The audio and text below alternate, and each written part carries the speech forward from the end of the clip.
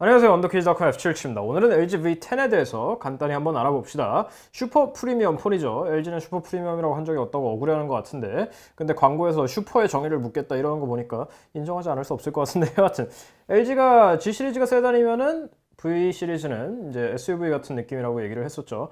그러니까 호불호가 갈리는 게 정상이라는 그 의도를 아직도 잘 모르겠는데, SUV라는 거는 대충 무슨 뜻인지 알겠어요. 그러니까 할 수 있는 걸 몽땅 다 때려박았는데 이게 장점이 될 수도 있고 단점이 될 수도 있는데 한번 침착하게 보도록 합시다. 일단 디자인은 굉장히 메카닉하죠. 그러니까 약간 기계적이에요. 그래도 한 가지 반가운 거는 상하, 좌우 나눠져 있죠. 분절이 돼 있고 균형이 맞춰져 있다는 거예요. LG 기계 중에 디자인의 밸런스가 잡혀 있는 거는 뭐 굉장히 오랜만에 보는 것 같아요. 저는 그래서 사실 이 디자인이 굉장히 마음에 들어요.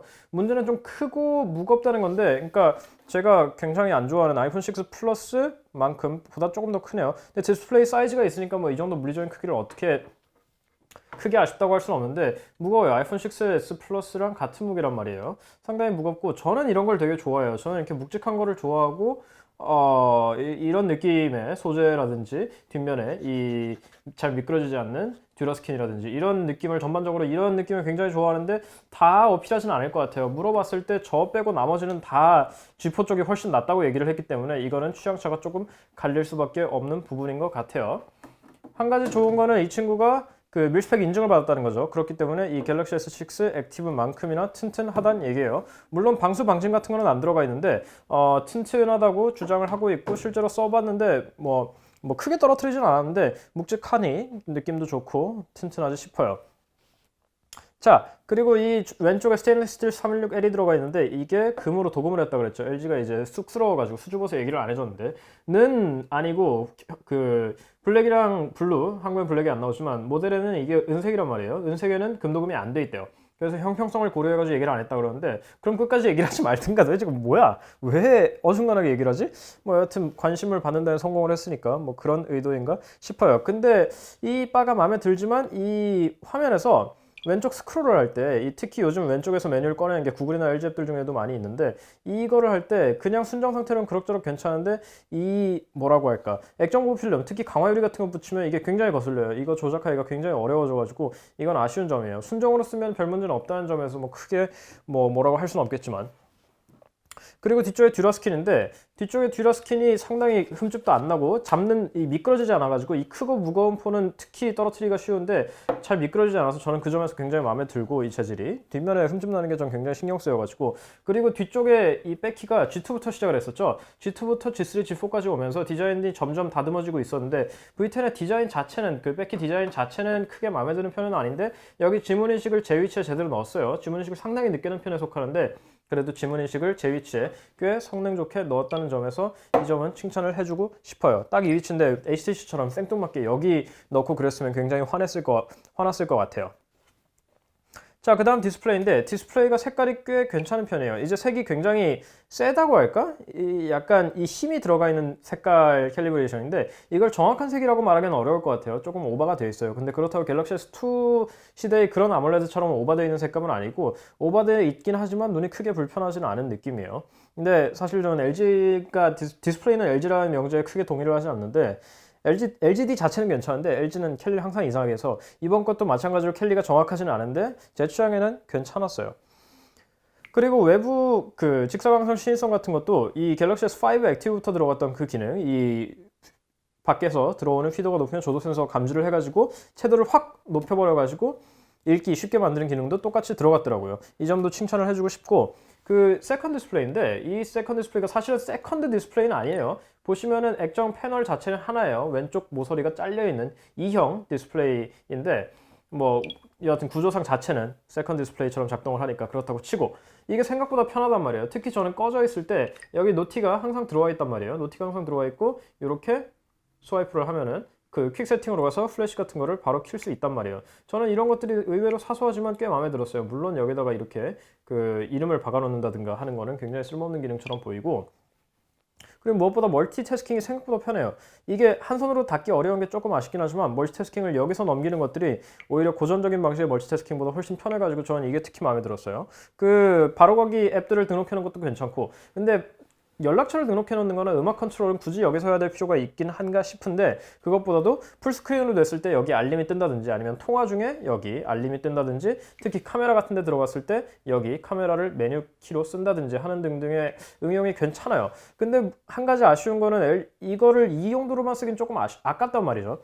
그래서 서드파티 앱, 특히 LG 기본 앱들 같은 경우에도 여기 캘린더를 보면은, 도대체 저는 이게 왜 달력이 아니고 캘린더인지 아직도 이해가 안 되는데, 여기 캘린더 같은 경우에 여기 월간 넘기는 게 있단 말이에요. 일별, 주간, 월간, 연간 일정이 있는데, 이걸 충분히 여기다 넣었으면 효용성도 있고 보기도 좋았을 것 같은데 왜 이걸 안 넣는지 모르겠어요. 뭐 멀티태스킹 할 때 그게 헷갈려서 그럴 수도 있고 뭐 여러 가지 이유가 있을 수 있겠지만, 서드파티 앱들은 전혀 지원을 안 하기 때문에 그런 거에서 LG가 좀 더 힘을 줘야 될 필요가 있지 않을까 싶어요. 그리고 생각보다 배터리를 많이 안 쓰는 게, 이게 항상 켜져 있단 말이죠. Always on이라고 하려고 그러는데 그냥 항시 켜짐이라고 합시다. 항시 켜짐인데, 보통 아몰레드에 비해서 LCD가 단점은, LCD는 BLU를 항상 백라이트를 항상 켜야 되기 때문에 전력 효율이 좋지가 못한다는 거예요. 특히 G3 같은 때 보셨겠지만 퀵서클 케이스를 낄 때 불이 들어올 때는 그 부분만 표시할 수가 없기 때문에 백라이트 전체가 들어온단 말이에요. 굉장히 에너지 낭비인데, 이 친구는 로컬 디밍이 적용이 돼서 여기 오른쪽 구석에 LED만 불이 들어와요. 그래서 배터리 낭비가 생각보다 심하지 않아요. 물론 아몰레드만큼의 전력 효율을 주진 못하겠지만 전력 소비가 생각보다 심하지 않더라. 그 다음으로 소리, 통화 품질인데, V10 통화 품질 꽤 괜찮은 편이에요. 특히 LG폰 치고는 괜찮은 편이에요. 근데 G4도 처음에는 괜찮은데 조금 쓰다 보니까 통화 끊김도 있고 전화 안 올 때도 있고 한 걸 보니까 이건 좀 더 장기간의 사용이 필요해 보여요. 지금 제가 당장 2, 3주 쓴 걸로 말씀드리기는 어려워 보여요. 일단 지금 당장은 괜찮았다. 그리고 LG가 하이파이 DAC를 넣었죠. 하이파이 DAC를 넣었는데 32비트 DAC를 광고에 넣었는데 32비트 음원이 재생이 안 되더라 하는 거죠. LG는 32비트가 된다고는 안 했다라고 했기 때문에 억울한 모양입니다만은, 32비트 DAC라 그러면 누구든지 그렇게 생각하지 않을까? 근데 여하튼 그래서 24비트 음원까지 업스케일링 하는 걸로 만들어요. 24비트 음원을 32비트로 업스케일링 하는 걸 만드는데 약간 반쪽짜리라고 볼 수 있을 것 같아요. OS 문제는 아니라고 하는데 왜 그렇게 했을까? 뭔가 이유가 있겠지만, 그것보다 75단계로 볼륨 컨트롤이 늘어났는데 이건 확실히 칭찬할 만해요. 상당히 편리한데, 근데 모든 앱에서 지원하는 건 아니더라고요. 일부 동영상 앱이나 일부 음악 앱, LG 음악이나 구글 플레이 뮤직은 당연히 지원이 됐는데, 일부 다른 서드파티 앱에서는 이게 하이파이 DAC가 활성화가 안 되는 경우가 좀 있었기 때문에, 이거는 뭐 LG가 해결을 하든 개발자들이 해결을 하든 좀 해결을 해야 될 것 같아요. 그리고 LG 번들 쿼드비트가 유명하죠. 쿼드비트 초기 거는 제가 트파를 씹어먹는다 그래서 샀는데, 여하튼 자, 돈 아까워. 자, 쿼드비트가 발전을 하면서 계속 나아지고 있어요. 이 친구는 쿼드비트 3인데, 무엇보다 중요한 거는 이게 튠바이 AKG란 말이에요. 근데 AKG가 튜닝을 했다는 거는 충분히 자랑할 만한데, 왜 이걸 자랑을 안 하고 제가 우연히 돌아다니다가 이 사실을 접하게 되는지. 여하튼 이어폰 자체는 이게 메탈이 아니고 뭐 그런 점이 조금 아쉽긴 하지만, 플라스틱이에요. 그런 점이 좀 아쉽긴 하지만, 여기 패브릭 소재를 헝겊 소재의 줄을 썼다든지 하는 점에서 여러 가지 신경을 많이 쓴 티가 나요. AKG가 튜닝을 한 것 치고는 소리는 뭐 그렇게 크게 인상 깊진 않은데, 번들 치고는 분명히 괜찮은 편이에요. 근데 소리가 조금 날카로운 감이 없지 않아 있어서 치찰음도 조금 있고, 근데 이거는 개인 소리 취향에 달린 거기 때문에 너무 맹신하지 마시고 그냥 지나가는 얘기로만 들어주시면 될 것 같아요. 다음으로 카메라인데, LG가 G4부터 카메라에 신경을 많이 쓰기 시작했죠. 근데 카메라에 신경을 많이 쓴 만큼 이번에도 수동 컨트롤은 물론이고 저조도에서 디테일이 죽질 않아요. G2에서는 한참 뭉개는데, 특히 스냅드래곤 ISP가 좋은 편이 아니란 말이에요. 그래서 기대를 안 했었는데 G4부터 굉장히 좋아졌죠. 이번에도 신경을 많이 쓴 것 같아요. 수동 컨트롤도 여전히 잘 있고, 이 전문가 모드라고 부르죠.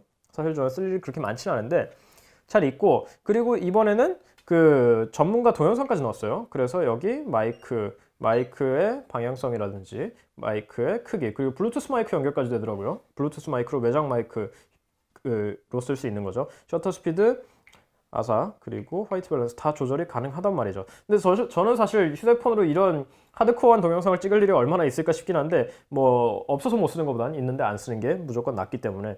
그리고 LG가 강조하는 것 중에 하나는 여기 전면 카메라가 2개가 달려 있다는 거죠. 이 셀카와 그룹 셀카를 찍을 수 있다는 건데, 그러니까 광각 카메라가 여기 하나 더 들어가 있다는 거예요. 근데 여기서 하나 드는 의문은, 그냥 고화소의 광각 카메라를 쓰고 일반 좁은 각도를 할 때는 그냥 거기서 크롭을 해서 쓰면 되지 않나? 굳이 여기다 2개를 박아야 되나라는 의문이 들어요.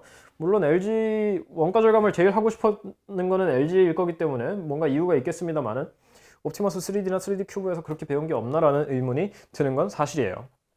뭐 기능 자체에 있어서 나쁠 건 없으니까.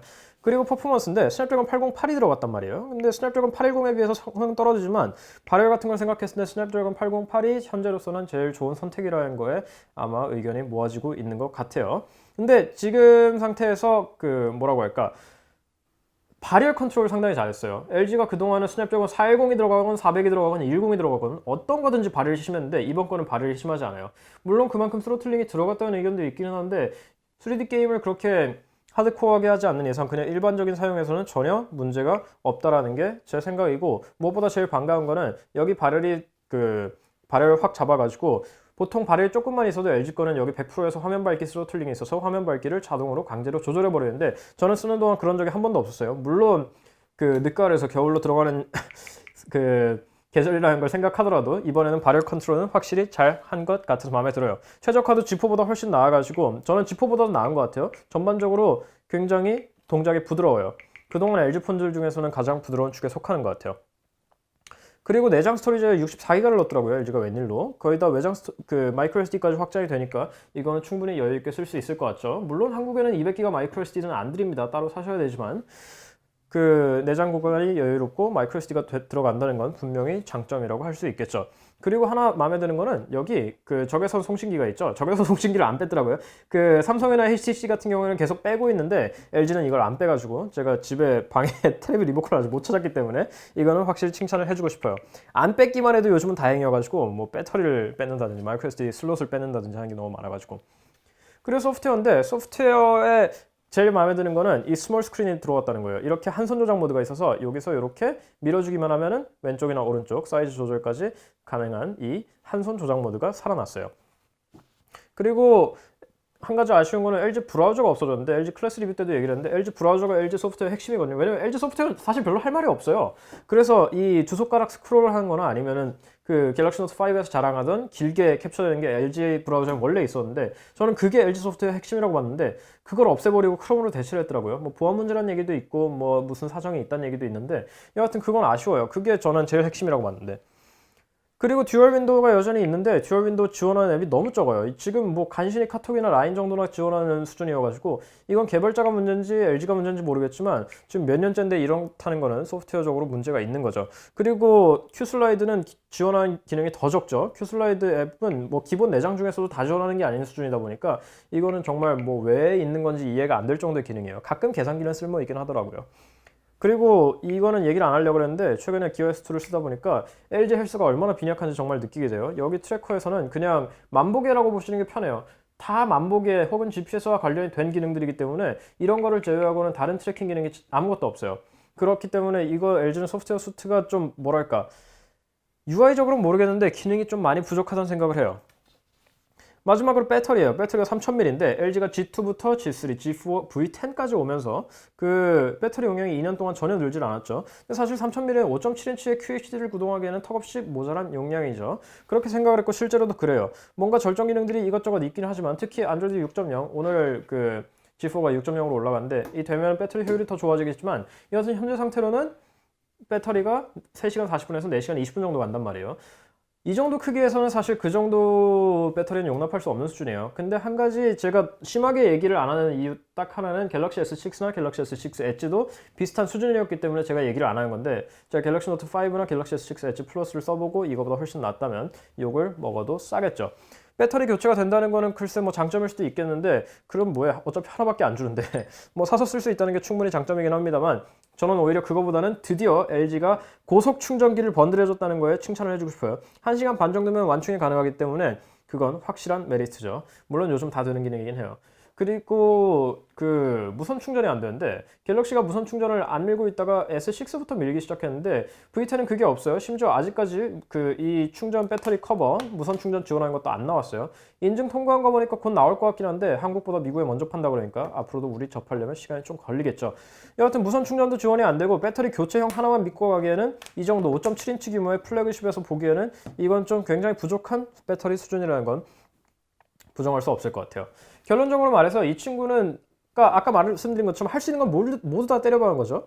그 모든 기믹과 모든 장난스러운 트릭들을 갖다 모두 넣어놓은 거예요. 근데 여기서 제일 중요한 거는 이게 굉장히 뭐랄까 덕후스러운 폰이라는 거예요. 굉장히 긱스러운 폰인데 저는 좋아요. 저는 이런 폰을 굉장히 좋아하는데 문제는 긱스러운 폰들이 많이 팔리지 않는다는 건데 LG는 이걸 많이 팔 생각을 하고 있는 것 같아요. 그래서 LG가 조금 있으면 굉장히 속이 상하지 않을까 싶어요. 판매량 때문에.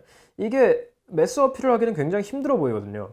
그래서 간단히 말해서 한마디로 이건 배터리가 구린 G 프로 3인데 이거 V10 아니에요. 이건 사실 G 프로 3예요. G 프로 3인데 글쎄 과연 이걸 많이 팔 수 있을까? 저는 좋은데 남한테 추천하기에는 취향이 너무 갈릴 것 같아가지고 좀 망설여지네요. 난 좋은데 남한테 추천하기는 싫은 LG V10이었습니다. 오 플래시 V10이었습니다. 구독하기 잊지 마시고요. 다음 시간에 또 봬요. 끝.